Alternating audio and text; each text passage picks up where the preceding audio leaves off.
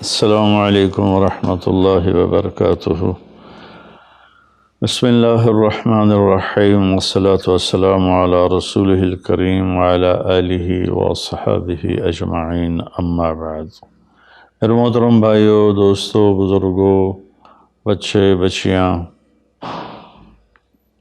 15 شعبان کے بارے میں تھوڑی سی بات کرنی تھی۔ اس رات کے مختلف نام علماء نے رکھے ہیں: شب برات، شب مغفرت، شب رحمت، شب برکت۔ حدیث پاک میں اس کا کوئی نام نہیں ہے۔ حدیث پاک میں ہے لیلۃ نصف من شعبان، آدھے شعبان والی رات، یعنی 15 شعبان کی رات۔ اس میں صرف یہ الفاظ ہیں۔ یہ نام بعد کے علماء نے رکھے، چونکہ اس میں مغفرت ہوتی ہے تو اس کا نام شب مغفرت، اس میں جہنم سے خلاصی ہوتی ہے تو شب براءت، اس میں برکات کا نزول ہوتا ہے تو شب مبارک، اس میں اللہ کی رحمت کا نزول ہوتا ہے تو شب رحمت۔ لیکن لیلۃ نصف من شعبان اس کا نام حدیث پاک میں آتا ہے۔ اس کے بارے میں امت میں 2 طبقے ہیں، دونوں انتہا پر ہیں، جو نامناسب ہے۔ ایک طبقہ ہے جو بالکل اس کی نفی کرتا ہے، رد کرتا ہے اور اس میں شدت اختیار کرتا ہے۔ اختلاف کا اصول ہے کہ اپنی بات پیش کرو، دوسرے کو عزت دو، لیکن اپنی بات پیش کرتے ہوئے روڈ ہو جانا، ریش ہو جانا اور دوسروں کی بے عزتی کرنا، یہ اللہ کو ناپسند ہے۔ یہ اللہ کی بارگاہ میں انتہائی ناپسند چیز ہے۔ تو اس کی بالکل نفی کرتے ہیں کہ کچھ بھی نہیں ہے۔ ایک طبقہ ہمارے ہاں ہے جنہوں نے کیا کچھ اس میں ڈال دیا ہے، یہ بھی بالکل غلط ہے، یہ بھی نہیں ہونا چاہیے۔ جو اعتدال کی بات ہے میں آپ کے سامنے پیش کر دیتا ہوں۔ اللہ کے فضل و کرم سے یہ اعتدال والی ہے، یعنی نہ شدت ہے نہ وہ بدعت ہے، درمیان کی چیز ہے۔ امید ہے صحیح ہوگی۔ اس رات کی فضیلت کو 10 صحابہ نے روایت کیا ہے، جس سے ابو بکر رضی اللہ عنہ بھی ہیں، حضرت عائشہ رضی اللہ تعالیٰ عنہا بھی ہیں، لیکن یہ ساری حدیثیں ضعیف ہیں۔ ضعیف حدیث سے کوئی حکم ثابت نہیں ہوتا۔ لیکن ابن العثیمین رحمۃ اللہ علیہ چند سال پہلے سعودیہ کے بہت بڑے محدث بھی تھے، مفسر بھی تھے، فقیہ بھی تھے اور بہت بڑے عالم تھے۔ انہوں نے لکھا ہے کہ 10 حدیثیں ضعیف جب اکٹھی ہو جاتی ہیں تو وہ حسن کا درجہ حاصل کر لیتی ہیں۔ حسن لغیر ایک ٹرم ہے محدثین کی کہ وہ قابل قبول ہو جاتی ہیں اور اس کو فضائل میں قبول سمجھا جاتا ہے، حجت سمجھا جاتا ہے۔ عمل کے ثبوت کے لیے، عبادت کے ثبوت کے لیے، عقیدہ کے ثبوت کے لیے صحیح حدیث کے بغیر کوئی حدیث بھی قبول نہیں ہے۔ تو اس لیے 10 حدیثوں ضعیف کا جمع ہو کر اس کی فضیلت کا بولنا اس کے اندر کچھ نہ کچھ رکھتا ہے۔ اور فضیلت جو اللہ کے نبی نے ارشاد فرمائی کہ 15 شعبان کی رات کو عائشہ فرماتی ہیں میں اٹھی تو آپ بستر پر نہیں تھے، تو میں ڈھونڈنے نکلی تو آپ جنت البقیع میں پہنچے ہوئے تھے۔ تو آپ نے دیکھ کر کہا عائشہ تو کیا سمجھتی ہے کہ اللہ اس کا رسول تمہارے ساتھ خیانت کریں گے؟ میں تو بقیع والوں کے لیے آیا تھا دعا کرنے۔ پھر آپ نے فرمایا آج کی رات وہ رات ہے جس میں اللہ تبارک و تعالی بنو کلب ایک قبیلہ ہے جن کے پاس بھیڑ بکریاں بہت زیادہ تھیں، کہا عائشہ جتنی بنو کلب کی بھیڑ بکریوں کے جسم پر بال ہیں ان بالوں کی تعداد کے برابر اللہ تعالیٰ اپنے بندوں کو مغفرت فرماتا ہے، جہنم سے خلاصی فرماتا ہے۔ اس پر شب برات اور شب مغفرت علماء نے اس کا نام رکھا، میرے نبی کی زبان سے یہ نام نہیں نکلا۔ تو اس کی یہ فضیلت ہے کہ اس میں اللہ تعالیٰ کی طرف سے بخشش کا نزول ہوتا ہے۔ باقی یہ جو کہتے ہیں کہ اس میں فرشتہ اترتا ہے اور سارے سال کا بجٹ بتاتا ہے اور سارے سال کے واقعات، یہ کسی حدیث میں میری نظر سے نہیں گزرا۔ سورہ دخان میں فیہا یفرق کل امر حکیم کا جو آیت آتی ہے، تو اس سے پہلے کی آیت شب برات کی نفی کرتی ہے، انا انزلناہ فی لیلۃ مبارکۃ، کہ ہم نے اس سے مبارک رات میں اتارا قرآن پاک۔ تو قرآن پاک تو لیلۃ القدر میں اترا ہے، تو اگر کوئی کسی قسم کے اعلانات ہوتے ہیں تو پھر شب قدر میں ہوتے ہیں، اس رات میں نہیں ہوتے۔ دوسرا یہ ہے کہ اس کے روزے اور بندگی کے بارے میں، شب قدر کی اللہ کے واسطے میری بات دھیان سے سنو، اللہ کی قسم کوئی خاص عبادت میرے نبی نے نہیں بتائی، لیلۃ القدر کی کوئی خاص عبادت میرے نبی نے نہیں فرمائی۔ حضرت عائشہ رضی اللہ عنہ نے پوچھا، یا رسول اللہ اگر مجھے لیلۃ القدر نصیب ہو تو میں کیا کروں؟ کہا یہ دعا پڑھو، اللہم انک عفو تحب العفو فاعف عنی، اللہ تو معاف کرنے والا ہے، معافی کو پسند فرماتا ہے، مجھے معاف فرما۔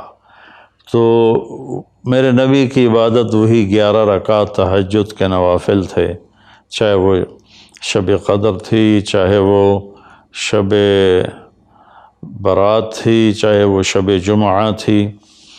تو اب اس کے نام پر لوگوں نے کیا کیا خرافات، چونکہ ہم قرآن اور حدیث سے نہیں جڑے، کتابیں لکھی ہوئی ہیں، کس نے لکھی، اس کی سند کیا ہے، اس کی تمیز ہی کوئی نہیں ہے، تو وہ پھر بہت ہی زیادہ 4 رکعت پڑھو، پہلی رکعت میں یہ پڑھو، دوسری میں یہ پڑھو، تیسری میں یہ، چوتھی میں یہ سب بدعات ہیں، ان کا کوئی تعلق نہیں میرے نبی کے کسی بھی فرمان سے۔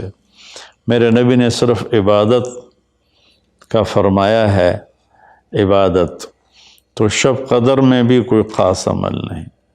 اور دوسری بات یہ کہ اگر آپ نے عبادت کرنی ہے تو مسجد نہیں گھر، مسجد نہیں گھر، مسجد نہیں گھر۔ میرے نبی نفلی بندگی گھر میں ادا فرماتے تھے۔ اب شب برات میں صلاۃ تسبیح کی جماعت ہو رہی ہوتی ہے، یہ کتنی بڑی نادانی کی بات ہے۔ نفلوں کی تو جماعت ہی نہیں ہوتی، تو یہ صلاۃ تسبیح کی جماعت کروا رہے ہوتے ہیں۔ نفلی عبادات کے بارے میں اللہ کے نبی کا طریقہ گھر میں پڑھنا ہے، اور اللہ کی طرف سے بھی ہمیں جو اشارہ ملتا ہے، فاذکر اسم ربک وتبتل الیہ تبتیلا، اپنے اللہ کو خوب یاد کریں اور لوگوں سے کٹ جائیں بالکل، اور سب سے کٹ کے آپ اپنے رب کو یاد کریں۔ وَمِنَ اللیل فتہجد بہ نافلۃ لک عسیٰ ان یبعثک ربک مقاما محمودا فإذا فرغت فانصب وإلی ربک فارغب۔ ان ساری آیات کا خلاصہ یہ بنتا ہے کہ نفلی عبادات سنتیں بھی ہوں گھر میں پڑھو، اور خاص طور پر جو ایسی راتوں کی عبادت ہوتی ہے، مسجدوں میں اکٹھے ہونا اور اس رات میں جھنڈیاں لگانا، پھر آتش بازی کرنا، یہ آتش بازی تو بالکل ہی اسراف ہے اور خرافات ہے۔ تو میری گزارش ہے کہ میرے نبی کی جو سنت ہے، آپ نفلی بندگی عبادات اپنے گھر میں فرمایا کرتے تھے۔ اس رات میں اگر آپ عبادت کرنا چاہتے ہیں، مسجد کی بجائے گھر کو مسجد بنائیں، وَاجْعَلُوا بُيُوتَكُمْ قِبْلَةً وَأَقِيمُوا الصَّلَاةَ، اللہ نے بنی اسرائیل سے فرمایا اپنے گھروں کو مسجد بنا لو اور نمازیں قائم کرو، تو ہم بھی اپنے گھروں کو خالی نہ چھوڑیں، اس میں ساری فیملی اکٹھی ہو کے نوافل کا اہتمام کرے۔ مسجد فرائض کے لیے ہے اور نوافل کے لیے گھر ہیں، تو امید ہے میری اس بات پہ آپ غور فرمائیں گے، ناراض نہیں ہوں گے۔ تو میرے بھائی بہنوں، اس رات میں کوئی بندگی عبادت مخصوص نہیں۔ ہاں، آپ تہجد کے نوافل پڑھیں، ساری رات پڑھیں، آپ قرآن کی تلاوت کریں، ساری رات کریں، آپ اللہ کا ذکر فرمائیں، ساری رات فرمائیں، آپ دعا مانگیں، چاہے ساری رات مانگیں۔ یہ مخصوص اعمال یہ ہیں: نماز، تلاوت، ذکر اور دعا، اور آنسوؤں کے ساتھ۔ اپنی کھیتی کو پانی نہ لگے تو سوکھ جاتی ہے، ایسے ہی دل میں بھی ایک کھیتی آباد ہے ایمان کی، اسے آنسوؤں کے چند قطرے ہی سمندر کی طرح سیراب کر دیتے ہیں۔ تو آنسوؤں کے ساتھ نہ ہو تو کم از کم رونے والی کیفیت ہو۔ تو یہ تو اتنا سا شب برات ہے۔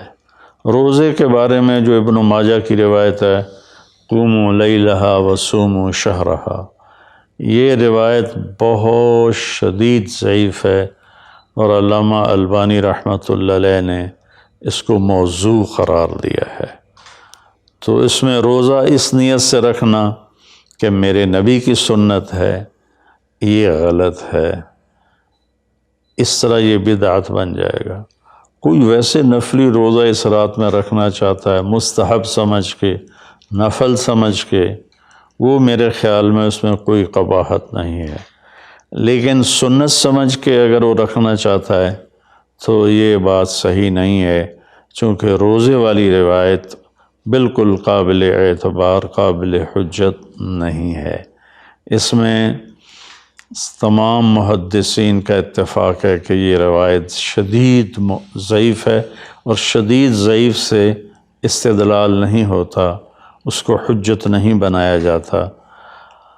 کمزور اس کا ضعف اتنا شدید نہ ہو اور کئی حدیثیں جمع ہو جائیں تو پھر اس میں ایک طاقت آ جاتی ہے۔ تو اپنے آپ کو جوڑو اللہ کے قرآن کے ساتھ، اللہ کے نبی کی حدیث کے ساتھ۔ صحیح حدیث آپ کا ماخذ ہوگا تو آپ کو آسانی ہوگی کرنے میں۔ تو اصل میں عبادات میں اعتدال ہے۔ شاید ہی کوئی رات میرے نبی ساری رات جاگے ہوں، شاید، اور شاید ہی کبھی آپ نے مسلسل، اس میں تو میں پورے یقین سے کہہ سکتا ہوں کہ آپ نے زندگی میں ایک دفعہ بھی عشاء کے وضو سے فجر کی نماز نہیں ادا فرمائی۔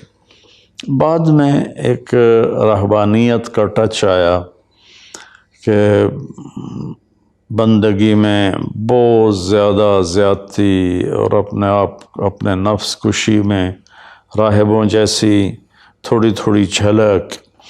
ایک اللہ والے تھے تو وہ اپنے سر کے بالوں کو رسہ باندھ لیتے تھے اور نفل پڑھتے تھے، تو جب ان کو نیند آتی تھی اور سر جھٹکا لیتا تھا تو اوپر سے رسہ تھا، ان کو زور سے جھٹکا لگتا، درد ہوتا، آنکھ کھل جاتی اور پھر وہ نفل شروع فرما دیتے۔ یہ میرے نبی کا طریقہ بھی نہیں، میرے نبی کو پسند بھی نہیں۔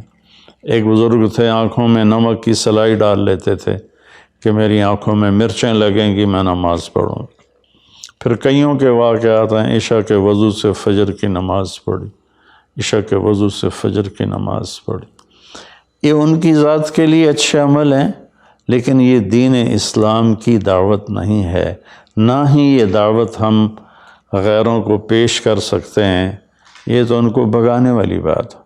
ایک بزرگ میں آتا ہے کے بارے میں آتا ہے 25 سال جنگلوں کی خاک چھانتے رہے، 25 سال باہر ہی نہیں آئے، یہ تو کوئی کمال کی بات نہیں ہے، یہ تو رہبانیت ہے جو میرے نبی نے ناپسند فرمائی ہے، اس سے روکا ہے۔ اعتدال ہے، کذالک جعلناکم امۃ وسطا، ہم نے تمہیں اعتدال والی امت بنایا ہے، نہ دنیا کی طرف ایسا جھکاؤ ہے کہ یہود کی طرح، نہ رہبانیت کا ایسا جھکاؤ ہے عیسائیوں کی طرح، تم درمیان میں ہو۔ میرے نبی پاک صلی اللہ علیہ وسلم کی زندگی پڑھو اللہ کے واسطے، اللہ کے واسطے۔ ہم اولیاء کرام کی کتابیں پڑھتے ہیں، وہ اکثر اس میں جھوٹے قصے ہیں، کیونکہ سند تو ہے کوئی نہیں۔ سند کے بغیر، سند کیا ہے؟ میں آپ سے بات کرتا ہوں تو آپ کہتے ہیں جی آپ نے کہاں سے سنا؟ میں کہتا ہوں وہ لالو ماچھی سے سنا ہے، تو کہ لو جی ودی کیڑی کر لے، تو کوئی بندہ، یہ اس کو سند کہتے ہیں۔ بھئی آپ نے یہ کہاں سے بات سنی؟ میں کہوں میں نے مفتی تقی عثمانی صاحب سے سنی، تو کہ ہاں یہ ٹھیک ہے، اس کو سند کہتے ہیں کہ جو بات پہنچی ہے مجھ تک، کون پہنچانے والا ہے؟ اگر وہ صحیح مضبوط آدمی ہے وہ بات مضبوط ہو جائے گی، اگر وہ کمزور آدمی ہے بات کمزور ہو جائے گی۔ تو ہمارے ہاں جو بر صغیر میں کتابیں چھپتی ہیں اولیاء کرام کی زندگی کے بارے میں،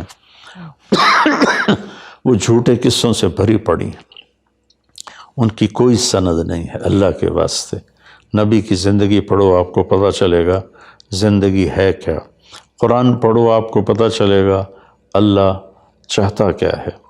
اللہ تعالیٰ اس رات کی رحمتیں برکتیں ہمیں نصیب فرمائے۔ اصل میں اللہ نے بخشش کے بہانے رکھے ہیں، کوئی شرابی ہے، کوئی زانی ہے، کوئی قاتل ہے، کوئی ماں باپ کا نافرمان ہے، کوئی مشرک ہے، کوئی متکبر ہے، کوئی سود خور ہے، کوئی رشوت خور ہے۔ ایک دفعہ آج کہہ دے، کل کی رات ہے کہہ دے گا کہ یا اللہ میری توبہ، تو اللہ کی قسم اگر اس کے گناہ زمین سے لے کر آسمان کی چھت تک بھی ہوں گے نا، تو ایک آدھے بول پر یا اللہ معاف کر، اللہ سارے معاف فرما دے۔ سبحان اللہ۔ آگے جملہ بڑا خوبصورت ہے، وَلَا بَالِ، اس میں تکبر ہے، وَلَا بَالِ، ہمیں کسی چیز کی کوئی پرواہ نہیں۔ تو کسی نافرمان کو حقیر نہ جانو، اور کبھی اپنی نیکی پہ تکبر نہ کرو۔ اور ایک جرم اور بھی ہے جو میں کہتے کہتے 30 سال ہو گئے، فرقہ واریت سے توبہ کرو۔ اپنے فرقے پہ جمے رہو، لیکن دوسروں سے نفرت، سلام بھی نہ کرنا، جنازہ بھی نہ پڑھنا، حرم شریف میں جا کر بھی نمازیں نہ پڑھنا۔ اچھا اللہ کے واسطے آج بہت اویئرنیس ہو چکی ہے، تو مہربانی کرو، امت بنو، محبت کرو، ایک دوسرے سے ملو جلو، ہم امت بن کے چلیں۔ اختلاف رائے کے فیصلے آخرت میں ہو جائیں گے۔ قُلْ كُلٌّ يَعْمَلُ عَلَى شَاكِلَتِهِ فَرَبُّكُمْ أَعْلَمُ بِمَنْ هُوَ أَهْدَىٰ سَبِيلًا۔ ایسی اس میں جو دیگیں چڑھائی جاتی ہیں، خیرات کی جاتی ہے، یہ بھی بدعت، سنت سمجھ کے کوئی کرے گا تو بدعت ہے، ویسے فی سبیل اللہ کوئی دیگ کرنا چاہتا ہے تو ٹھیک ہے۔ اللہ تعالی ہمیں عمل کی توفیق بخشے۔ السلام علیکم۔